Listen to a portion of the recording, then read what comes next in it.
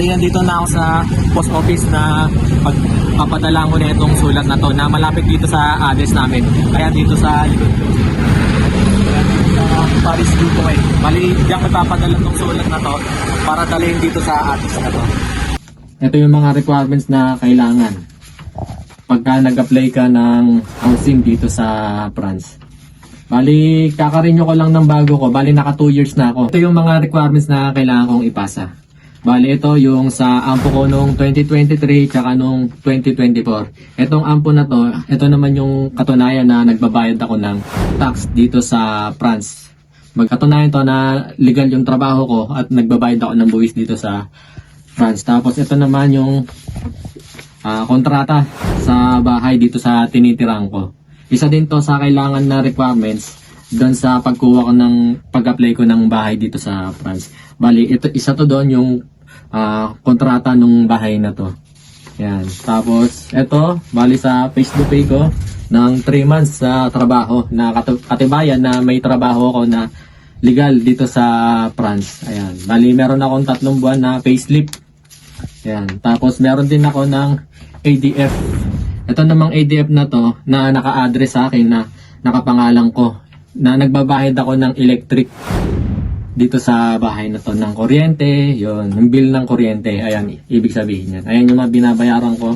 Meron din akong ayan, 1 buwan na latest ko.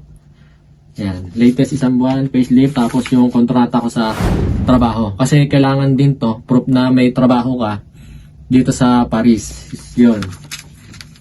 Ito yung mga requirements na kailangan pagka nag-apply ka ng housing dito sa France.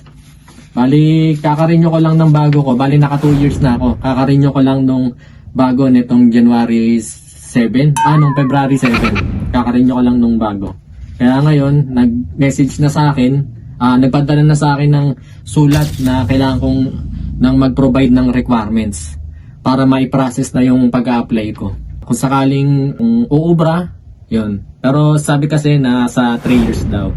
Pagka nagawa ko yun, tapos yun, pwede ako magkaroon ng bahay dito sa Paris na maliit lang yung babayaran ko.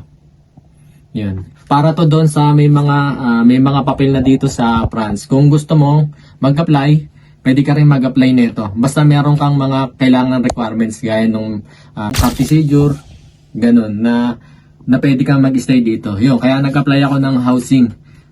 Tapos yun, bali ito, papadala ko na siya ngayon. Pupunta ako sa post office para ipadala tong ano na to. Itong mga sulat ko na to. Bali yan, nalagay na natin. Papadala na natin tong mga requirements na to. Nag-ayusin lang natin. Padala lang natin to, tapos i-seal lang natin ng maayos. Yan. Bali yung pala, pag magpapadala ka nito ng sulat sa sa post office, kailangan syempre nakalagay yung pangalan mo, yung address mo, tapos yung barangay number mo.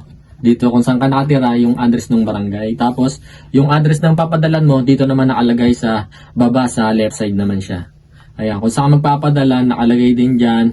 Tapos yung fiscal number nung papadalahan mo, dapat nakalagay dyan bago mo siya ipadala dun sa post office. Pupunta na ako doon, lalabas na ako. Papakita ko, susubukan akong ipakita sa inyo yung post office doon na malapit lang dito sa amin. Bali, nandito na ako sa post office na pagpapadala ko na itong sulat na to na malapit dito sa address namin. Kaya dito sa likod ko. Paris dito eh. Bali, diyan magpapadala itong sulat na to para dalhin dito sa address na to. Yun. Bali, hindi ko na mapapakita sa loob. Hindi ko sure kasi kung bawal eh. Kaya dito ko na lang ipapakita sa labas na dito ko isisend itong ano na to. Itong sulat ko na to dito sa address na to. Alright. Dito na ano na ito. Bali, ayun. Bali, yun. Binayaran ko na. Ang ginawa, bali, ilalagay dito sa taas. Ipapakilo. Tapos ilalagay dyan kung paano may pagkakilo. Ayan, ganyan yan. Kung ilang kilo. Kung ilang kilo, yan nakalagay dito. Tapos kung magkano yung presyo, makikita mo rin dyan. Kumbaga magbe-base sila sa bigat na itong ano na to, kung magkano yung babayaran mo. Magbe-base sila dyan. Pagka yun, kanina okay na yung sa akin. Ayan, kagaya niyan. Ayan. Halimbawa, yan, papadala mo. Yan, ganyan. Ayan, okay na yan.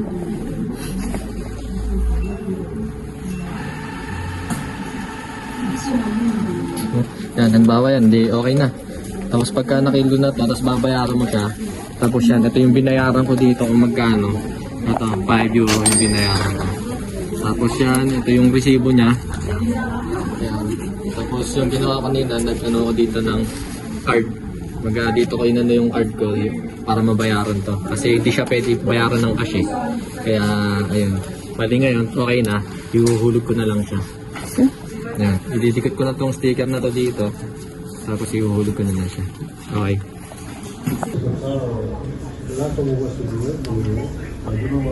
Yun, binayaran ko na siya. Tapos yung pinakita ko kanina kung paano siya babayaran. Yun. Ngayon, ibibigay ko na lang dun sa counter kasi first time ko magpapadala eh. Hindi ko alam kung paano yung process. Pero tinuro sa akin kung paano gagawin. Tapos, bali nakapila ako dito. Tapos hihintayin ko na lang yung ano ko para mabayaran yung para maihulog na dun sa box para yun, papadala ko na.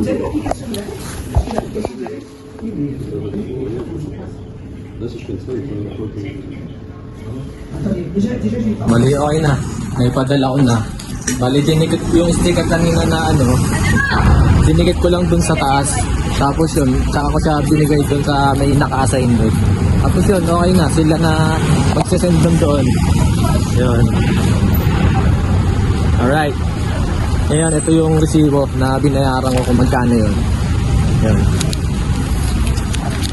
Kabayan, hindi papakawan kahit ilang ulit pang bumagsak. Ang puso'y di kailanman bibitaw. Pangarap ko, inspirasyon nyo